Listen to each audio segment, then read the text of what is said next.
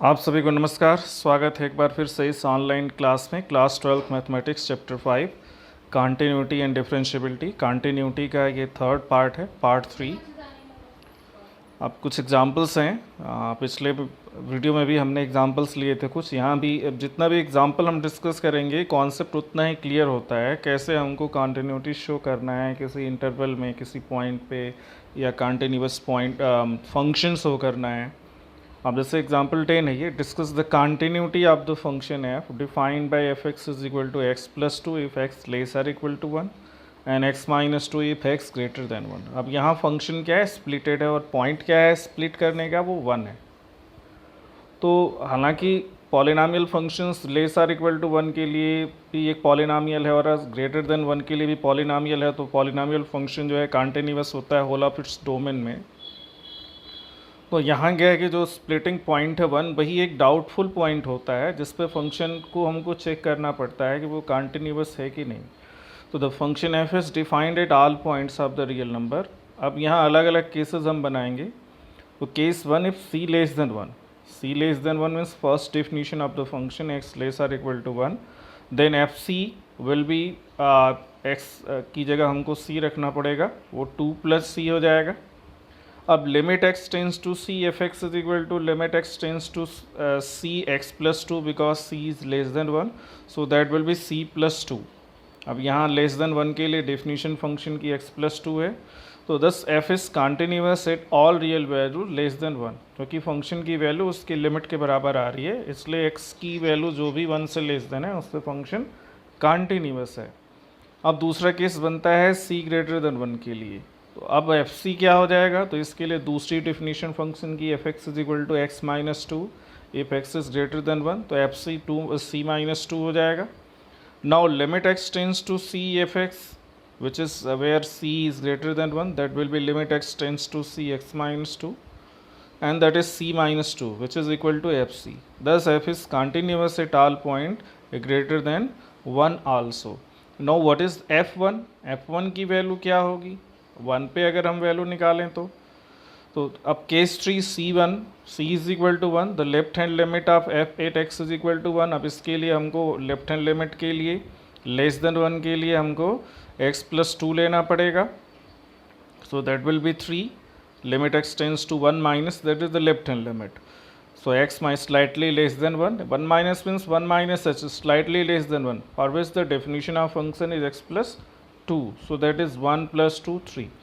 Right hand limit 1 plus means 1 plus h means slightly greater than 1. अब वहाँ पे function की डेफिनेशन क्या होगी, तो x minus 2, तो लिमिट क्या हो जाएगी 1 minus 2, that is minus 1. Here it is 1 by mistake, so 1 minus 2, that is minus 1. Or since the left and right hand limit of f at x is equal to 1 do not coincide, f is not continuous at x is equal to 1. Hence x is the only point of discontinuity of f. The graph of the function is given in this figure. अब देखिए हमने कहा था कि जो भी point of splitting होती है वही एक डाउटफुल पॉइंट होता है जिस पे हमको चेक करना पड़ता है। देखिए 1 जो है यहाँ पे पॉइंट ऑफ स्प्लिट है, फंक्शन को वहाँ स्प्लिट किया गया दो अलग अलग पार्ट में, तो वहीं पे function discontinuous. Otherwise polynomial functions पूरे अपने डोमेन में कॉन्टिन्यूअस होते हैं। अब देखिए ग्राफ में क्या है कि अगर x less or equal to 1 है तो फंक्शन x प्लस 2 मतलब y is equal to x plus 2 if x less or equal to 1। तो ये जो है यहाँ पे देखिए ये लेस देन 1 के लिए है, तो ये लेस देन 1 का ग्राफ है। इसके बाद ग्रेटर देन 1 के लिए दो अलग अलग पार्ट हो जाएंगे उस केस में। अब देखिए ये दूसरा वाला जो स्ट्रेट लाइन है वहाँ पे 1 को नहीं लिया गया, 1 इज स्ट्रिक्टली ग्रेटर देन 1, तो y इज़ माइनस 1,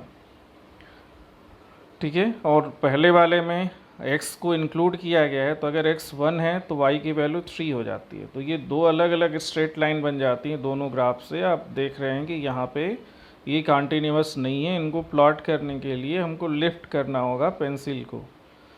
तो अब यहाँ देखिए find all point of discontinuity of the function f defined by f x is equal to x plus 2 if x less than 1, 0 if x is equal to 1, x minus 2 if x greater than 1। तो यहाँ भी इस function का domain क्या है, all real है। तो अब पॉलिनॉमियल या कांस्टेंट फंक्शन अपने डोमेन में कॉन्टिन्यूअस होते हैं, बट अब जो यहाँ स्प्लिट किया गया जो पॉइंट है वो 1 है, तो वो एक डाउटफुल पॉइंट हो सकता है। अब ये क्वेश्चन ऊपर वाला ही है, उसको 2 पार्ट में 3 पार्ट में अलग अलग डिवाइड कर दिया है। So the left hand limit of the function at x is equal to 1। अब लेफ्ट हैंड लिमिट निकालेंगे तो पहली definition 1 minus h, x less than 1 means 1 minus h, so first one definition तो वो 3 हो जाएगा। अब राइट हैंड लिमिट क्या है, तो x ग्रेटर देन मतलब 1 plus, so x is slightly greater than 1 that is 1 plus S, तो उसमें हमको तीसरा वाला डेफिनेशन x माइनस 2 लेना होगा, तो वहाँ लिमिट क्या हो जाएगी 1 minus 2, again that will B -1। देखिए वो ऊपर वाला ही कैरी हो गया यहाँ पे, तो 1 minus 2 that is -1, so here right hand limit is -1, left hand limit is 3। और अब ये लिमिट ही डिफरेंट हो गई तो फंक्शन की वैल्यू हमको निकालने की ज़रूरत ही नहीं है। Since the left and right hand limit of f at x is equal to 1 do not coincide, f is not continuous at x is equal to 1. Hence x is equal to 1 is the only point of discontinuity of f. अब graph इसका वही है जो ऊपर वाले में दिया गया था, सेम है। ये दोनों क्वेश्चन भी सेम ही हैं, कोई डिफरेंस नहीं है उनमें, बस इनके डेफिनीशन को थोड़ा सा अलग कर दिया है। वहाँ पे x less or equal to 1 था, यहाँ पे x लेस देन 1 और x इज इक्वल टू 1, उसको 2 पार्ट में स्प्लिट कर दिया। एग्जाम्पल 12 है, discuss the continuity of the function defined by f x is equal to x plus 2 if x less than 0 minus x plus 2 if x greater than 0। अब यहाँ भी वही चीज़, observe that the function is defined at all real numbers except 0। अब इसका domain जो है वो 2 पार्ट में हो गया, लेस देन 0 ग्रेटर देन 0, 0 को यहाँ नहीं लिया गया।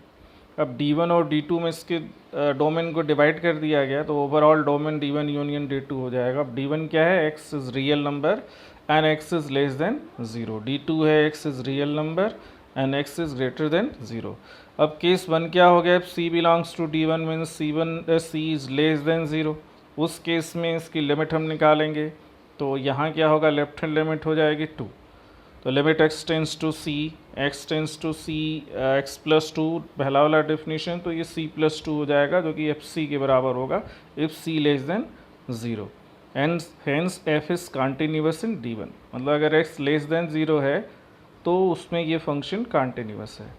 Similarly case 2, c belonging to D2 then x tends to c f x is limit x tends to c minus x plus 2। अब दूसरी वाली डेफिनेशन लेनी पड़ेगी जो कि माइनस एक्स प्लस 2 है, तो अब इसकी वैल्यू आ जाएगी माइनस सी प्लस 2 और जो कि एफ सी के बराबर है, where C is greater than 0 and since f is continuous in D2 also. अब दूसरे इंटरवल में भी एफ कंटिन्यूअस है, जहाँ पे वो है क्या, x ग्रेटर देन 0 के लिए है।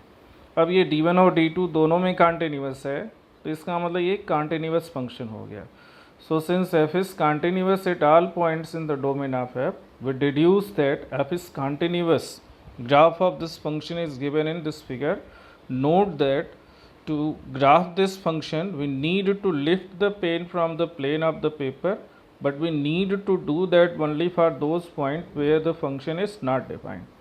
अब एक चीज़ ध्यान दीजिएगा कि 0 इसके डोमेन में नहीं है, 0 is excluded from its domain, either x is greater than 0 और लेस देन 0। D1 D2 में इसको बताया गया है, 0 नहीं लिया गया है।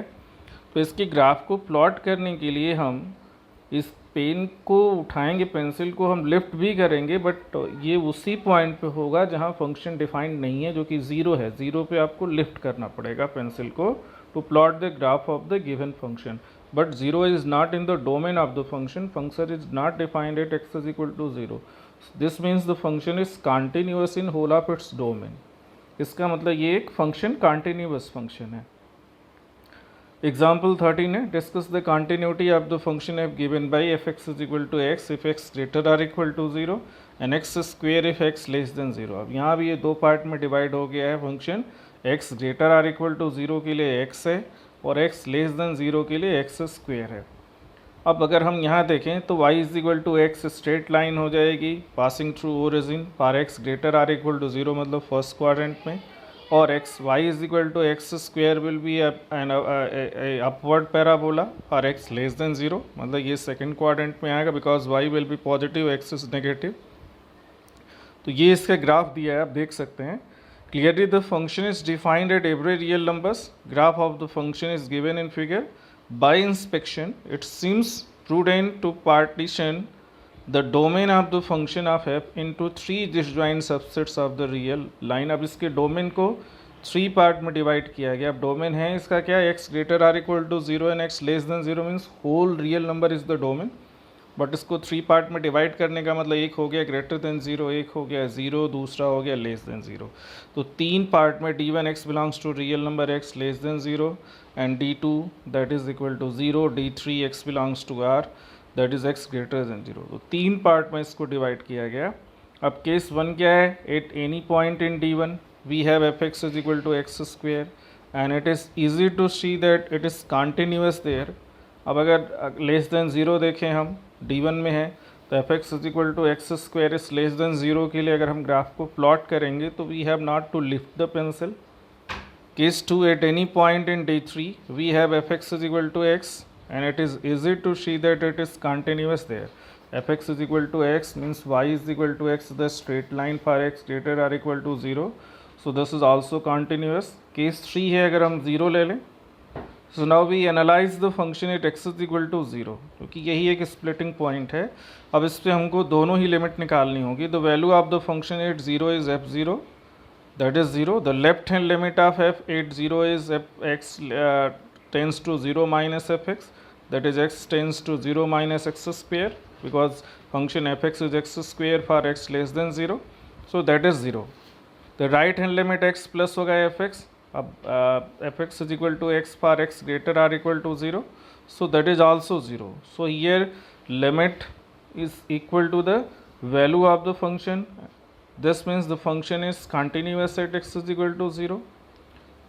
So limit x tends to c fx is equal to 0, that is f0, and hence f is continuous at 0. This means that f is continuous at every point in its domain and hence f is continuous function.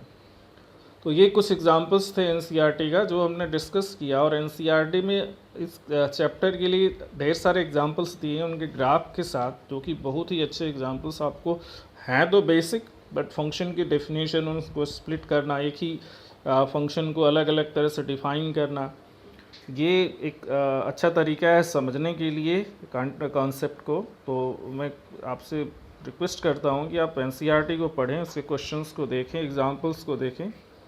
फिर next में हम इसके आगे के topics लेके next video में आएंगे, आपसे बात करेंगे, एक्सप्लेन करेंगे चीज़ों को। तब तक के लिए धन्यवाद आप सभी को, थैंक यू।